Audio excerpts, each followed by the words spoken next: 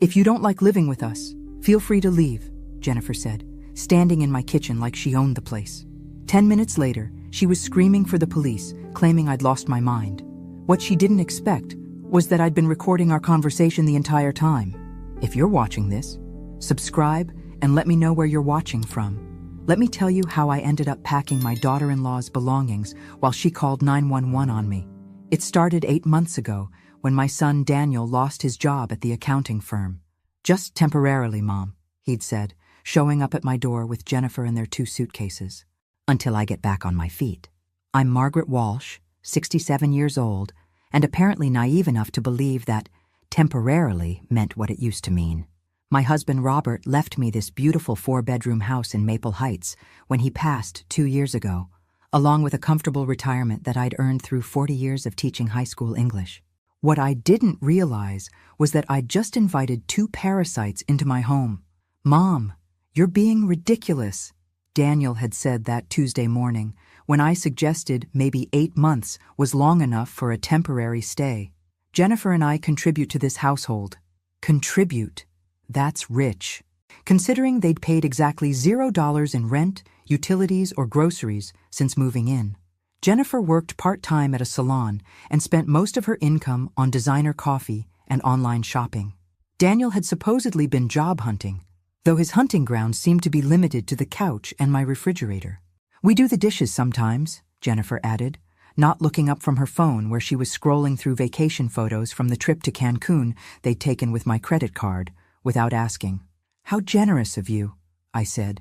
Even I could hear the acid in my voice. That's when Jennifer looked up, her eyes cold as winter.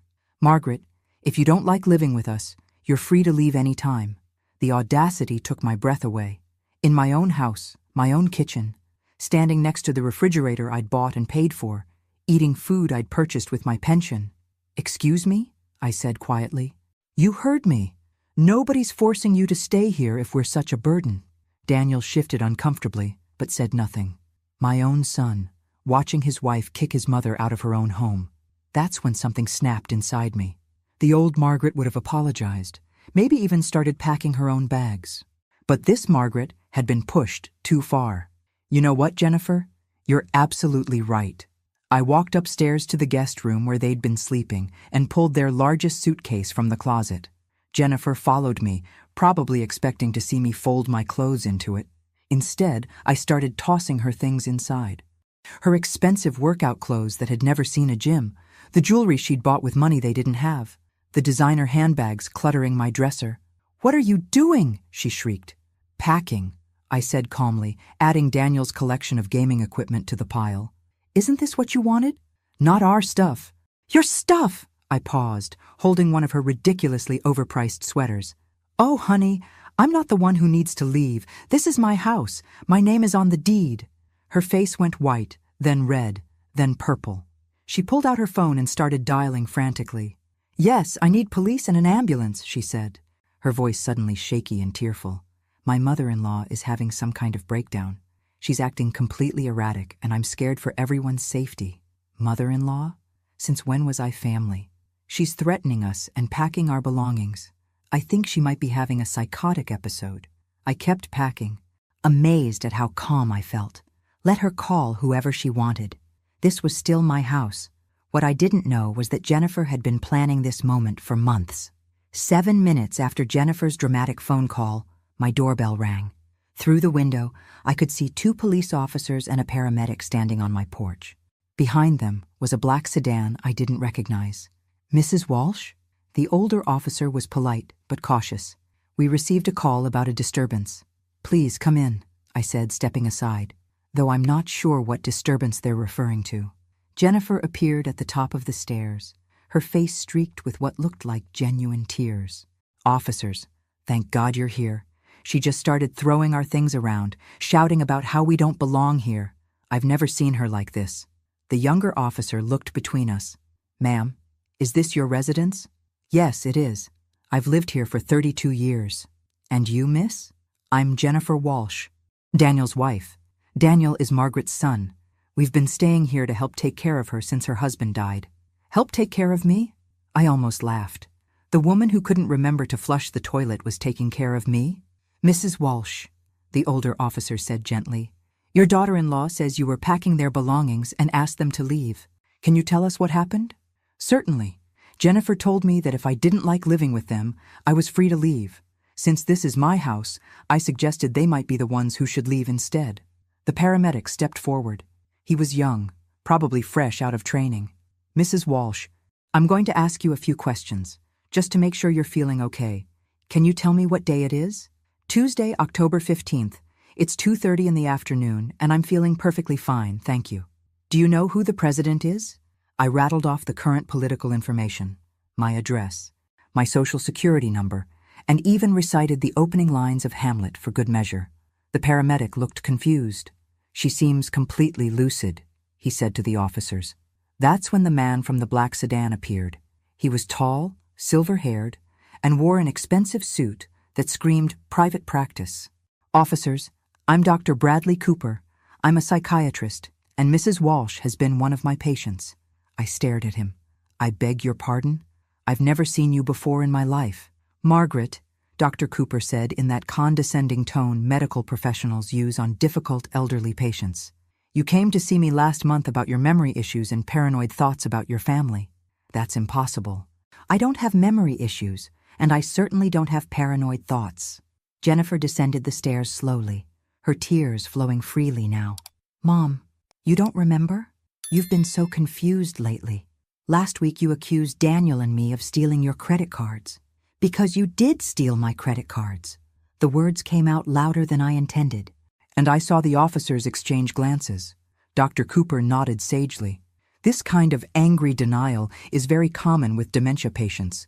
They often accuse family members of theft or conspiracy. I do not have dementia. Mrs. Walsh, the older officer said carefully, would you mind if we took a look around? Just to make sure everything's okay? Of course. I led them through my pristine house. The living room where Jennifer's magazines were scattered across my coffee table, the kitchen where their dirty dishes sat in my sink, my home office where Daniel had been using my computer to play online poker. In the guest room, their belongings were indeed scattered across the floor where I'd been packing them. To someone who didn't know the context, it might have looked like the actions of someone having a breakdown. Dr. Cooper examined the scene with theatrical concern. Margaret, can you explain why you were packing these items? Because Jennifer told me if I didn't like living with them, I could leave. I was simply taking her advice and helping them pack. But these aren't your belongings to pack, he said gently. They're in my house. They've been here 8 months without paying rent. Jennifer sobbed louder. She's been getting more and more agitated about money. Yesterday, she accused us of not contributing, even though we pay for groceries all the time. I wanted to ask her to produce a single receipt, but something in Dr. Cooper's eyes warned me that anything I said would be used as evidence of my deteriorating mental state. The realization hit me like a physical blow. This wasn't a spontaneous breakdown response. This was planned. Mrs. Walsh, we'd like you to come with us to the hospital, Dr. Cooper said, his voice dripping with false compassion. Just for observation, a few tests to make sure you're okay. And if I refuse? Well, the older officer interjected, we can't force you, but Dr. Cooper here has some concerns about your mental state. I looked around my living room at the assembled cast of my apparent breakdown. Jennifer clutching tissues, Daniel hovering uselessly in the background, 2 cops who clearly wanted to be anywhere else, a paramedic checking his watch, and a psychiatrist I'd never met claiming to be my doctor. You know what? I'll go to the hospital, but I want to call my attorney first. Margaret, Jennifer said quickly, you don't need an attorney. We're family. We just want you to get better. Family. Right. The same family that had been living in my house rent-free while telling me I could leave if I didn't like it. I picked up my phone and dialed Margaret Chen, my lawyer who'd handled Robert's estate. She answered on the second ring. Margaret, it's Maggie Walsh. I need you to meet me at Maple Heights General. Apparently I'm having a psychiatric evaluation. What? Maggie, what's going on? I'll explain when you get there. I hung up before anyone could object. Dr. Cooper frowned. Mrs. Walsh, involving lawyers at this stage might complicate things unnecessarily. Doctor? Since I've never met you before and you're not actually my physician, I think having legal representation is perfectly reasonable. The younger cop looked confused. Wait, if she's never met you, How are you, her doctor? Dr. Cooper's smooth facade cracked slightly. Mrs. Walsh is clearly confused about our previous sessions. When exactly did these sessions take place? I asked sweetly. Patient confidentiality prevents me from— Oh, you can discuss my supposed memory issues and paranoid thoughts in front of the police, but you can't tell me when I supposedly visited your office? Jennifer stepped forward quickly. Mom, you don't remember because of the confusion. That's why Dr. Cooper is here to help. Jennifer, in 30 years of marriage to your father-in-law, I never once had memory issues. I balanced our checkbook, managed my classroom of 30 teenagers, and could tell you every birthday and anniversary in the family. But somehow, in the 8 months since you moved in, I've developed sudden onset dementia? The older officer was starting to look skeptical. Dr. Cooper, do you have documentation of your previous treatment of Mrs. Walsh? The records are at my office, he said stiffly. Which office? I asked. What's your practice called? Where is it located? Another crack in the facade. I don't think this hostile interrogation is helpful for the patient's mental state. Hostile interrogation? I laughed. Officer, I'm asking a man who claims to be my doctor to provide basic information about his practice. If that's hostile, then I guess I really am losing my mind. Jennifer was looking nervous now, glancing between Dr. Cooper and the police officers. Can we just get her to the hospital? She clearly needs help. That's when Margaret Chen arrived. She swept through my front door like an avenging angel in a navy blue suit, her briefcase in one hand and her phone in the other. Which one of you is Dr. Cooper? She asked without preamble. The silver-haired man stepped forward. I am. And you are? Margaret Chen, Mrs. Walsh's attorney. I just called the state medical board. Funny thing about Dr. Bradley Cooper. He had his license suspended 6 months ago for participating in fraudulent psychiatric holds. The room went dead silent. That's impossible, Jennifer whispered. Oh, it's very possible. Dr. Cooper here has quite the reputation for helping families commit elderly relatives against their will, usually for a substantial fee. Dr. Cooper was already backing toward the door. There's been some misunderstanding. The only misunderstanding, Margaret Chen said coldly, is thinking you could run this scam in my client's house. As the fake doctor fled and the police officers started asking Jennifer very pointed questions, I realized this was just the beginning. The next morning, I sat in Margaret Chen's office drinking coffee from real china cups while she spread documents across her mahogany desk. After the police had taken statements and Dr. Cooper had vanished into the night, Jennifer and Daniel had retreated to the guest room, presumably to plan their next move. How long has this been building? Margaret asked, adjusting her reading glasses. 8 months officially, though I think Jennifer's been sizing up my house since the day she met Daniel. I took a sip of coffee. She always had an opinion about how I could better utilize my space. Margaret nodded. The fake psychiatric hold is a sophisticated scam. Dr. Cooper, his real name is Brian Kellerman, by the way, has been running this operation in 3 different states. How does it work? Family member calls claiming elderly relative is having a breakdown. Kellerman arrives, poses as the person's doctor, convinces police the person needs emergency psychiatric hold. Once the person is committed, the family has 72 hours to initiate guardianship proceedings. The implications hit me like ice water. They were trying to have me declared incompetent. Exactly. Your daughter-in-law would become your legal guardian with control over your assets, your house, your medical decisions. Everything. I thought about Jennifer's confident demeanor yesterday, the way she'd seemed so prepared with her tears and her story about my memory issues. This wasn't spontaneous. She's been planning this. Margaret pulled out another file. I did some research on Jennifer Walsh last night. Fascinating woman. Before she married your son, she was Jennifer Parker, then Jennifer Martinez, then Jennifer Thompson. 3 marriages, 3 elderly spouses. Her first husband was 72. Left her his condo in Florida when he died of a sudden heart attack. Second husband was 68, left her his investment portfolio after a convenient fall down the stairs. Third husband was 75, signed over his assets to her just weeks before he was found dead in his pool. My hands were shaking. And now she's married to my son, who's 42 and completely healthy, but his mother— Margaret let the sentence hang. His mother is 67, with a paid-off house and a substantial retirement account. Bingo. Daniel might not even know what Jennifer's really planning. Some of these women are very skilled at manipulation. I stood up and walked to Margaret's window, looking out at the busy street below. Normal people going about their normal lives, unaware that predators like Jennifer existed. What do? First, we document everything. I want you to install security cameras in your house today. Record every conversation, every interaction. Second, we contact the other jurisdictions where Jennifer operated. Build a pattern of behavior. And third, Margaret smiled grimly. Third, we give Jennifer Walsh exactly what she deserves. That afternoon, I returned home to find Jennifer in my kitchen making herself a sandwich.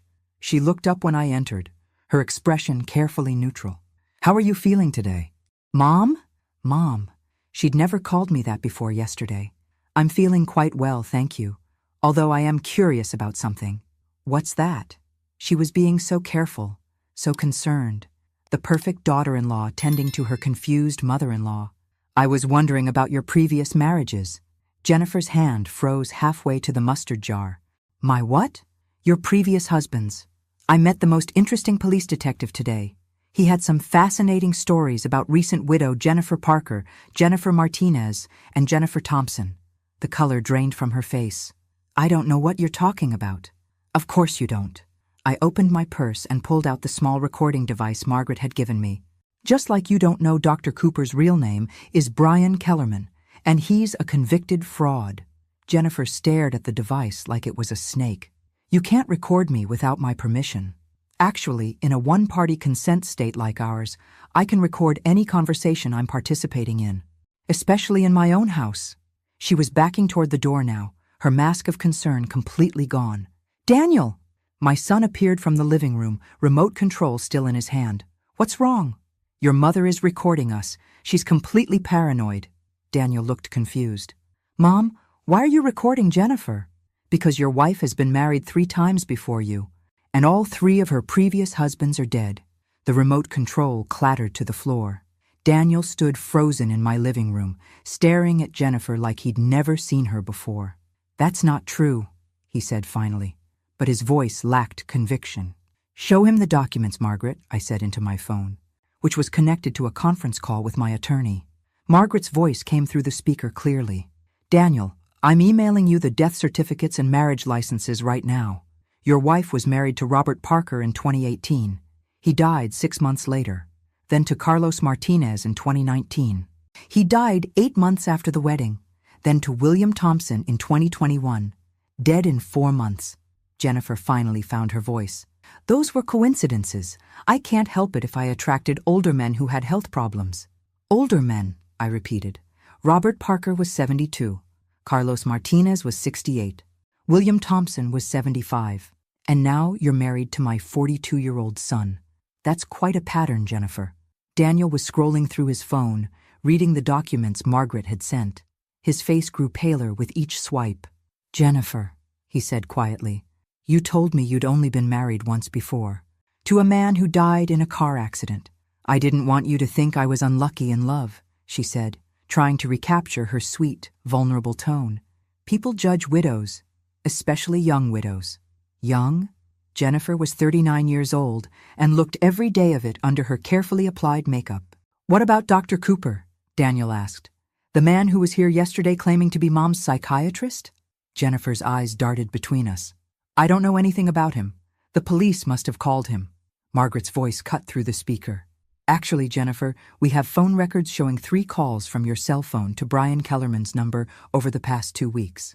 The longest call was 47 minutes. That's impossible. Would you like me to read you the exact times and durations? Jennifer was backing toward the staircase now. Daniel, you have to believe me. Your mother is trying to turn you against me. Turn him against you? I laughed. Jennifer, you tried to have me committed to a psychiatric facility yesterday. You called a fake doctor to my house and told the police I was having a breakdown. I don't need to turn anyone against you. You're doing a fine job of that yourself. Daniel was staring at his phone screen. Jennifer, this says Robert Parker changed his will 2 weeks before he died. He left everything to you instead of his children. He loved me. His children were horrible to him. And Carlos Martinez signed over power of attorney to you the day before he fell down the stairs. He was getting forgetful. I was helping him manage his affairs. William Thompson transferred his bank accounts to your name 3 days before he drowned in his pool. Jennifer's voice was getting higher, more desperate. These are all coincidences. You're making it sound like I killed them. The room went silent. She'd said the quiet part out loud. Daniel set his phone down slowly. Jennifer, did you kill those men? Of course not. I loved them. They were good to me. It's not my fault they died. But it is convenient, I said quietly, that they all died right after giving you access to their assets. Margaret's voice came through the phone again. Jennifer, I think you should know that the police departments in Miami, Phoenix, and Portland are very interested in reopening those 3 cases, especially since they've discovered your connection to Brian Kellerman. Jennifer looked trapped, cornered, but I'd learned yesterday that cornered animals are the most dangerous. You know what? She said, her voice suddenly calm. Fine. You want to know the truth? Those old men were pathetic, lonely, desperate, eager to throw money at any woman who paid attention to them. They got exactly what they paid for. Daniel took a step back from her. Jennifer, what are you saying? I'm saying your mother is right. I married old, rich men who died conveniently and left me their money. And yes, I was planning to do the same thing to her. The casual confession hit the room like a bomb. But here's what your precious mother doesn't understand, Jennifer continued, her mask completely off now. I don't need Daniel anymore. I already transferred half her retirement account to my personal account last month. My blood went cold. What? Jennifer smiled for the first time since yesterday. Amazing what you can accomplish with someone's signature when you bring them their morning coffee every day. A little something in the coffee to make them drowsy, a few documents to sign, and voila, she'd been drugging me. You've been drugging me, I said, the pieces finally clicking into place. The unexplained fatigue I'd been experiencing, the mornings when I'd wake up groggy with no memory of the previous evening, the documents I'd supposedly signed but couldn't remember. Jennifer's smile was cold and satisfied. Just a little something to help you sleep better. You seemed so stressed about having house guests. Daniel was backing away from her, horror written across his face. Jennifer, you drugged my mother? Oh, don't act so shocked, Danny. You were happy enough to spend the money I transferred from her accounts. That vacation to Cancun, the new gaming equipment, the designer clothes I bought you. Where did you think the money was coming from? I thought you were working. I thought your salon job paid minimum wage plus tips. Really, Daniel, you're even more naive than your mother. Margaret's voice crackled through the phone speaker. Jennifer, I need you to know that this entire conversation is being recorded. And as of 10 minutes ago, the FBI has frozen all bank accounts associated with your social security number. Jennifer's confidence faltered. You can't do that. Actually, when someone is suspected of serial elder fraud across multiple states, the federal government can do quite a lot. In fact, Agent Sarah Mitchell should be arriving at the house any moment now. As if on cue, the doorbell rang. Through the window, I could see black SUVs lining my street. You set me up, Jennifer whispered. No, I said, standing up straighter than I had in months. I protected myself. There's a difference. The FBI agents were professional and efficient. Agent Mitchell, a woman about my age with steel gray hair and kind eyes, took Jennifer into custody while explaining her rights. The irony wasn't lost on me that Jennifer was being read the same rights she'd tried to strip away from me. Mrs. Walsh, Agent Mitchell said after Jennifer had been taken away, we're going to need you to come to the field office tomorrow to give a full statement, but I want you to know how brave you were to come forward. I didn't come forward. I was just trying to keep them from kicking me out of my own house. Agent Mitchell smiled. Sometimes the bravest thing we do is simply refuse to be victims. After the agents left, Daniel and I sat in my living room in awkward silence. He looked older somehow, smaller. The man who'd watched his wife insult me in my own kitchen was gone, replaced by someone who was clearly questioning everything he thought he knew about his life. Mom, he said finally, I didn't know about any of it. I swear to you, I had no idea what Jennifer was doing. I studied his face, looking for the truth. But you knew she was disrespectful to me. You heard her tell me to leave my own house, and you said nothing. He nodded miserably. You're right. I was weak. I was so grateful that someone wanted to be with me after I lost my job. I didn't want to rock the boat. And now? Now I realize I chose a woman who was planning to murder my mother over the son who let her get away with it. He looked up at me with tears in his eyes. Can you ever forgive me? I reached over and took his hand. Daniel, you're my son. I love you, but you need to understand that respect isn't optional. Not in my house, not in my life. I understand. And Mom, I'm going to find my own place. You deserve to have your house back. I squeezed his hand. One thing at a time. First, we're going to figure out how much money Jennifer stole and get it back. Then we're going to make sure she never has the opportunity to hurt another family. What I didn't tell him was that I'd already decided what I was going to do with the money once we recovered it. Jennifer Walsh thought she could prey on vulnerable seniors with impunity. She was about to learn how wrong she was. 3 weeks after Jennifer's arrest, I was sitting in Agent Mitchell's office, staring at a number that made my head spin. She stole $347,000 from you over 8 months, Agent Mitchell said, sliding the bank statements across her desk. But here's what's interesting. She only spent about $60,000 of it. Where's the rest? That's what we're trying to figure out. Jennifer was part of a larger operation. We think your case was just one piece of a much bigger puzzle. I leaned back in the uncomfortable government-issued chair. How much bigger? Agent Mitchell pulled out a thick file. We've identified at least 15 other victims across 6 states, all elderly, all targeted the same way. Fake psychiatric holds, fraudulent power of attorney documents, forged signatures. 15 people like me? 15 people who weren't as smart as you, she corrected. Most of them are now in nursing homes, declared incompetent by courts, their assets controlled by loving family members who are actually part of this network. The scope of it was staggering. Jennifer was working with other people?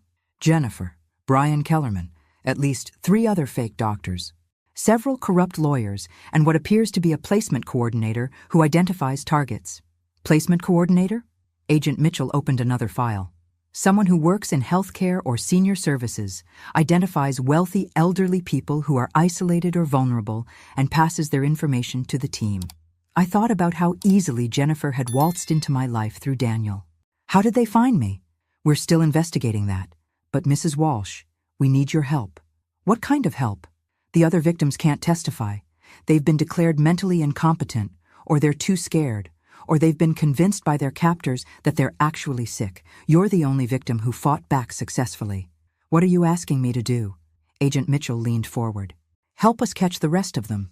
There's someone at the top of this operation we haven't identified yet. Someone who's been running this scam for at least 5 years. I thought about those 15 other people, trapped in nursing homes. Their families probably told they were getting the best care, while their life savings disappeared into criminal accounts. What would I need to do? Act as bait. The plan was elegant in its simplicity. Agent Mitchell explained it over coffee in my kitchen 3 days later, with Daniel listening in shocked silence. They would leak information that I'd recovered my stolen money and was looking to invest it safely. They'd monitor the phones and digital communications of everyone in Jennifer's network who hadn't been arrested yet. The idea is that someone will approach you with a new investment opportunity or financial service, Agent Mitchell said. Someone trustworthy, probably recommended by a friend or through your church or community center. And then? Then we see how deep this rabbit hole goes. Daniel shook his head.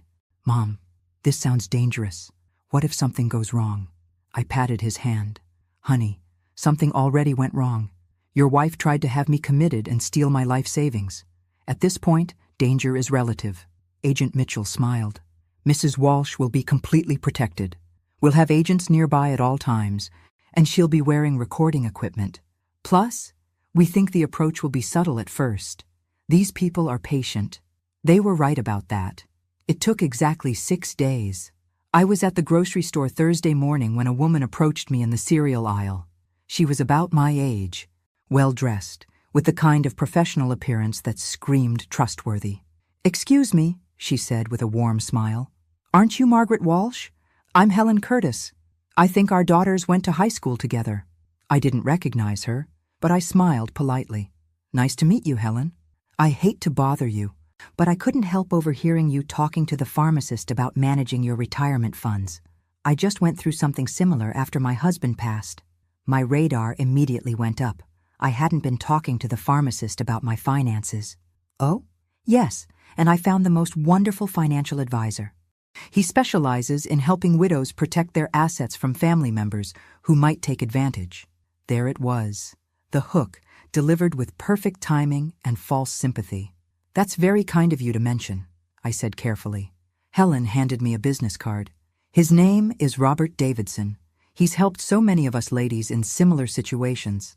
Very discreet, very professional. After she walked away, I immediately texted Agent Mitchell the details. Her response came back quickly. Perfect. We know Robert Davidson. He's been on our radar for months. 2 days later, Robert Davidson called. Robert Davidson had the smoothest voice I'd heard since my high school drama teacher. Warm, reassuring, with just a hint of concern that made you want to trust him immediately. Mrs. Walsh, Helen Curtis suggested I reach out to you. She mentioned you might be interested in exploring some secure investment options. I might be, I said, settling into my kitchen chair while Agent Mitchell monitored from the van parked across the street. Though I have to admit, I'm a bit wary these days. I recently had some trouble with someone trying to take advantage of my finances. Oh my, Robert's voice oozed sympathy. Unfortunately, that's far too common. Elder financial abuse is epidemic, particularly from family members who feel entitled to their parents' assets. He was good, really good. Would you be interested in meeting for coffee? I have an office in downtown Maple Heights, very comfortable, very private. I specialize in helping seniors protect their wealth from predatory family members. We arranged to meet the following Tuesday at his office. Agent Mitchell briefed me thoroughly beforehand. Robert Davidson is sophisticated, she warned. He's been doing this for at least 3 years. His approach is usually a legitimate-seeming investment that requires signing over temporary power of attorney for processing purposes. And then? Then you disappear into the system. Fake medical emergency, fake psychiatric evaluation, fake diagnosis of incompetence. By the time your real family figures out what happened, your assets are gone and you're in a locked facility somewhere. How many people has he done this to? We think at least 20. But Mrs. Walsh, this meeting is our chance to get him on tape discussing the scam. Robert Davidson's office was everything you'd expect from a legitimate financial advisor. Expensive furniture, diplomas on the walls, family photos on his desk. If I hadn't known what I was looking for, I would have trusted him completely. Mrs. Walsh, thank you so much for coming in. Helen Curtis spoke very highly of you. He was younger than I'd expected, maybe 55, with silver hair and grandfatherly eyes behind wire-rimmed glasses. The kind of man you'd trust to walk your dog or help you change a tire. Helen seems lovely, I said, taking the seat across from his desk. She's one of my success stories, actually. When we first met, her stepchildren were trying to have her declared incompetent so they could access her late husband's estate. Now her assets are completely protected. How did you manage that? Robert leaned forward conspiratorially. Between you and me, Margaret. May I call you Margaret? There are legal strategies available to seniors that most people don't know about. Ways to protect your assets that go beyond simple trusts or wills. Such as? Well, there's a process where we can temporarily transfer your assets into a protective holding account while we establish what's called a senior asset shield. It's completely legal, but it has to be done correctly. Temporarily transfer my assets? Just while the paperwork is processed. Usually takes about 2 weeks. During that time, your money is completely safe from any family members who might try to claim you're incompetent or unable to manage your affairs. I pretended to consider this. That sounds complicated. Not at all. I handle everything. You just sign a few documents giving me temporary authority to move your funds, and I take care of the rest. Helen went through the exact same process. And where exactly are my assets transferred to during this process? Robert's smile never wavered. A secure holding account managed by my firm. Fully insured, completely safe. You'll get statements showing exactly where every penny is. I see. And what happens if something were to happen to me during those 2 weeks? If I had a medical emergency or something? Well, that's the beauty of the system. If you become incapacitated for any reason, the protective hold remains in place until you're able to manage your affairs again. Your family can't touch the money. Predatory relatives can't manipulate you into bad decisions. It's foolproof. I bet it was foolproof. For him. Robert, I have to ask.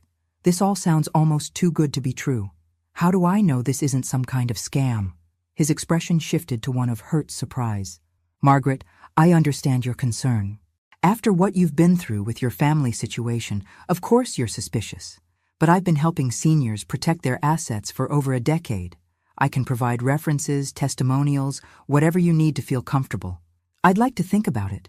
Of course, but Margaret, I have to tell you, based on what Helen mentioned about your recent troubles, time might be of the essence.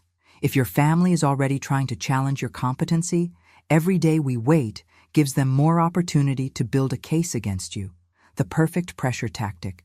Create urgency based on manufactured fear. How quickly could we do this if I decided to move forward?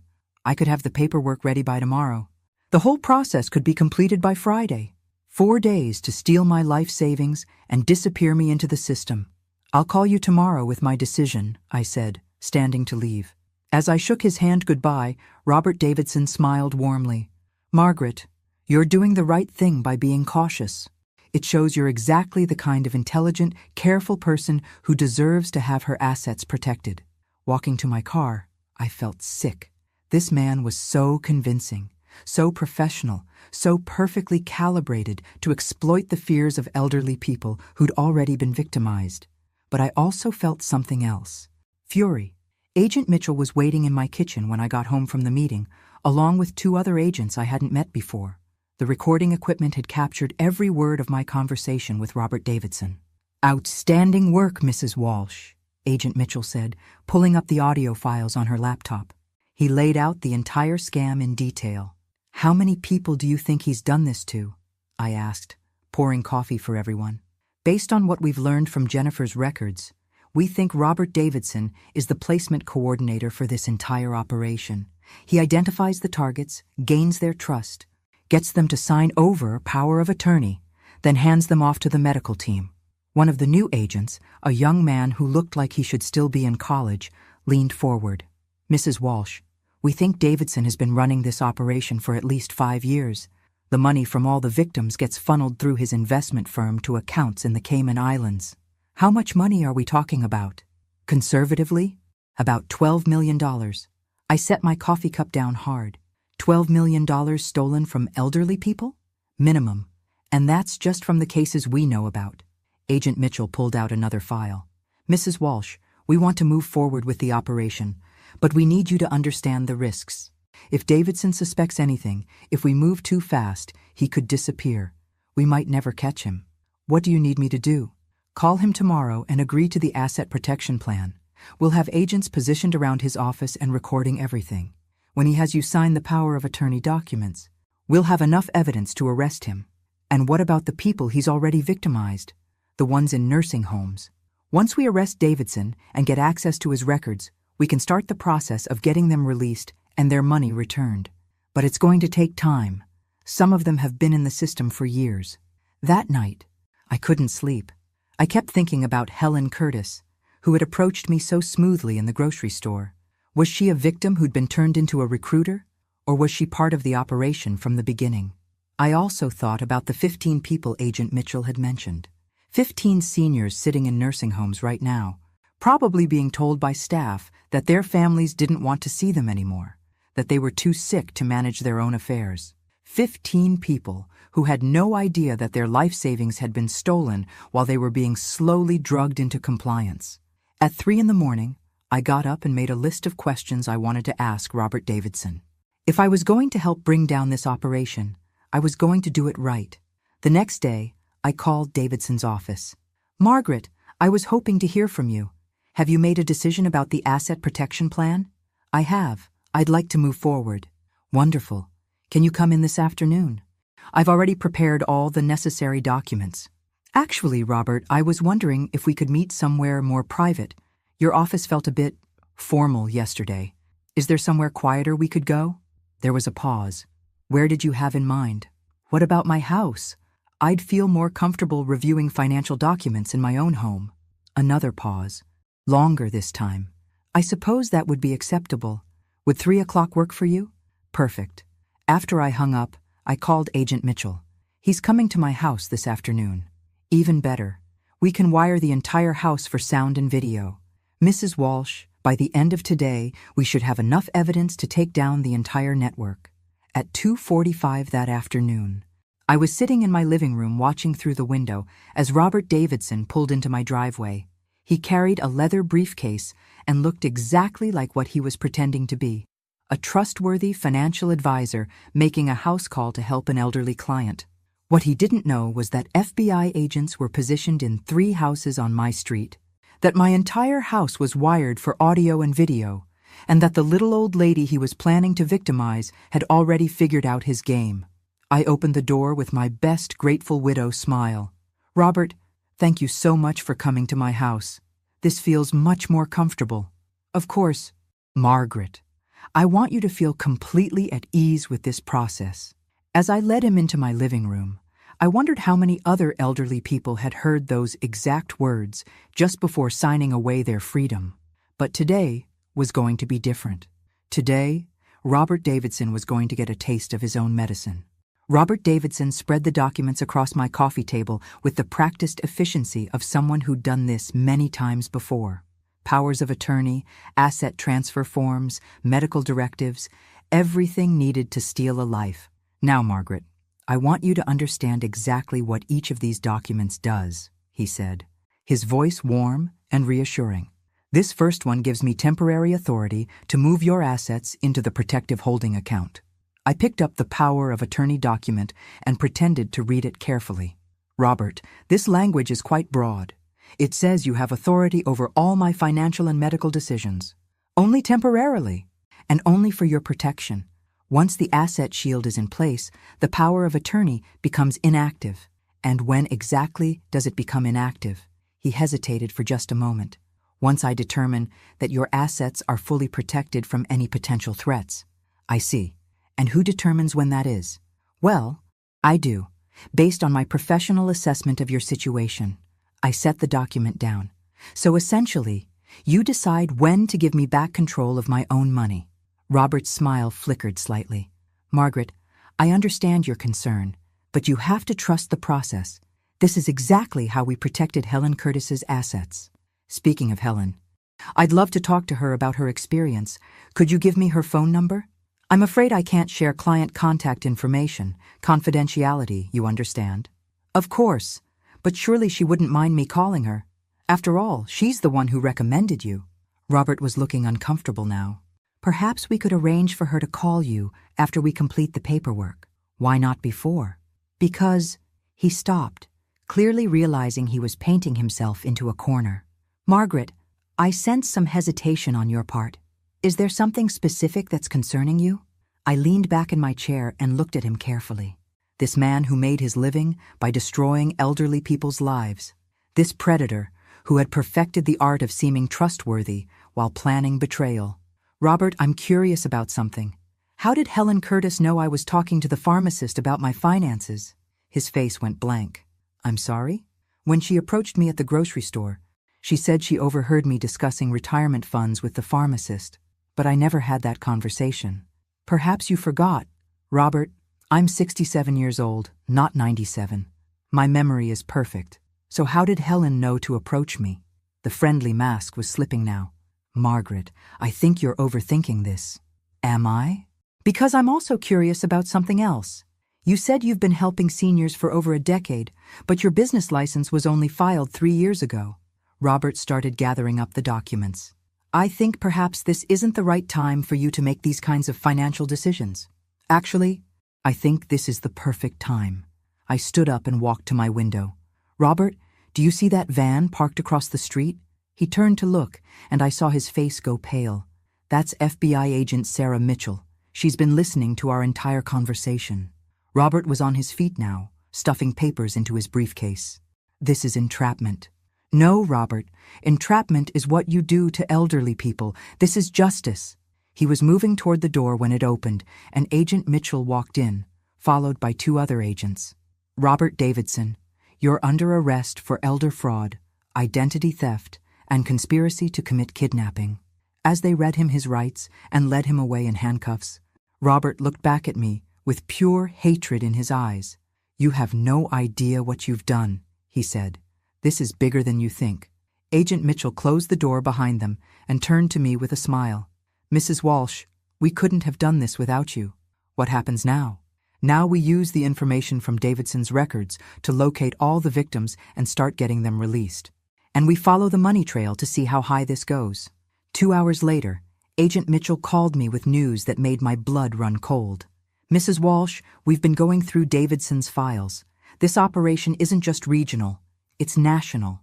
And the person at the top, she paused. You're not going to believe this. Who is it?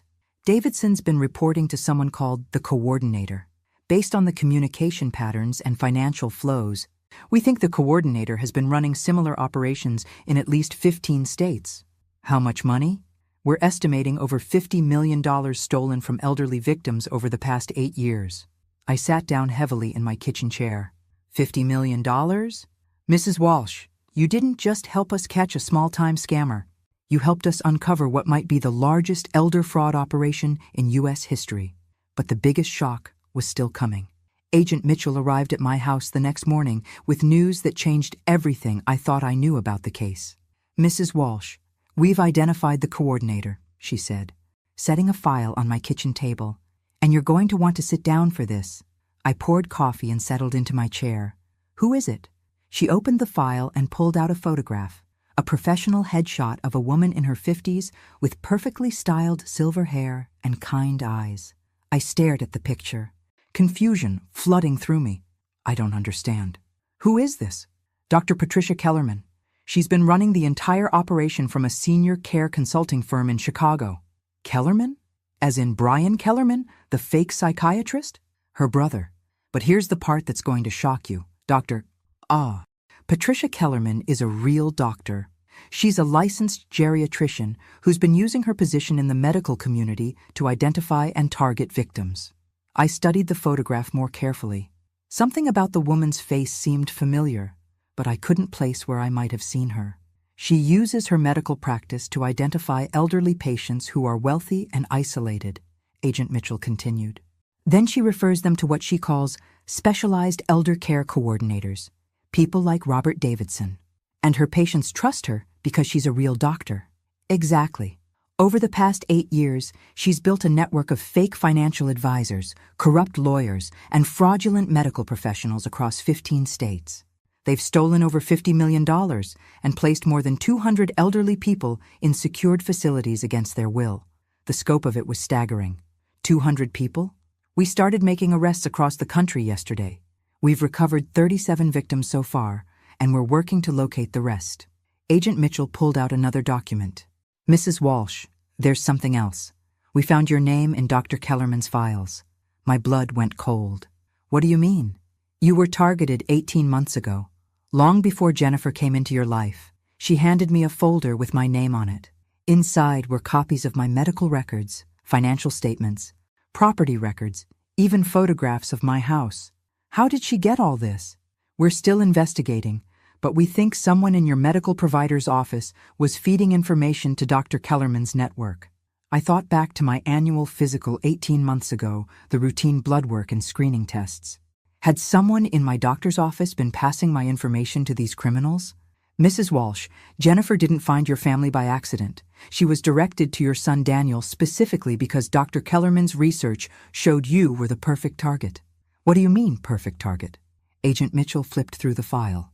Wealthy widow, adult children who live far away, no close family nearby, good health but getting older.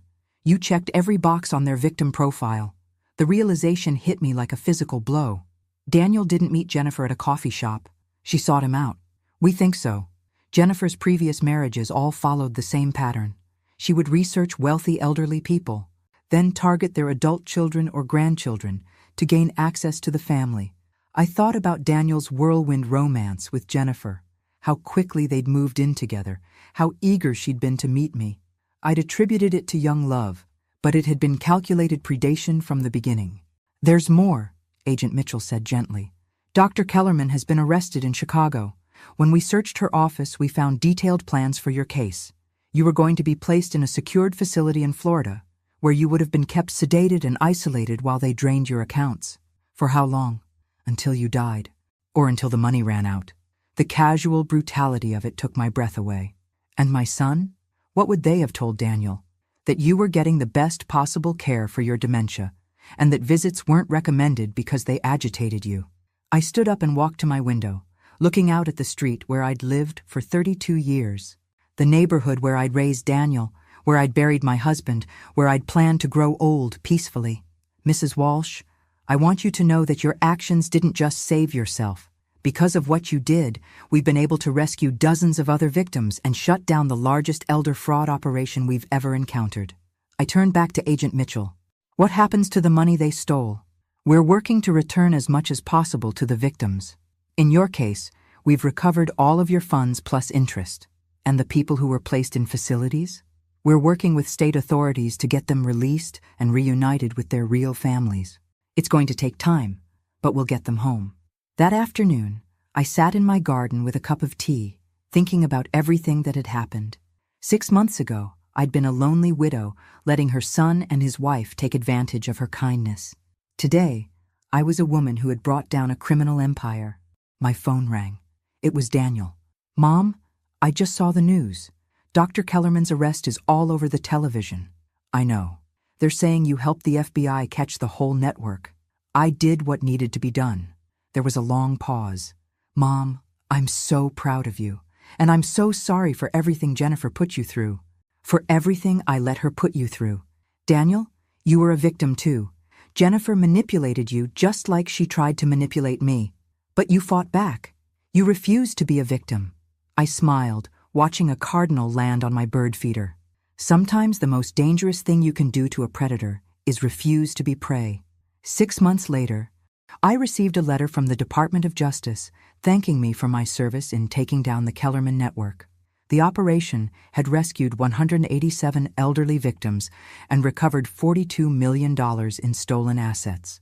But the real reward came 3 weeks after that, when a woman named Dorothy Miller called to thank me. She'd been one of Dr. Kellerman's victims, trapped in a facility in Nevada for 14 months while her assets were drained. Mrs. Walsh, she said, her voice strong and clear, because of what you did, I'm back in my own home with my own family. You gave me my life back. That evening, sitting in my living room where Jennifer had once tried to convince police I was having a breakdown, I realized something important. I wasn't the same woman who had let her daughter-in-law walk all over her.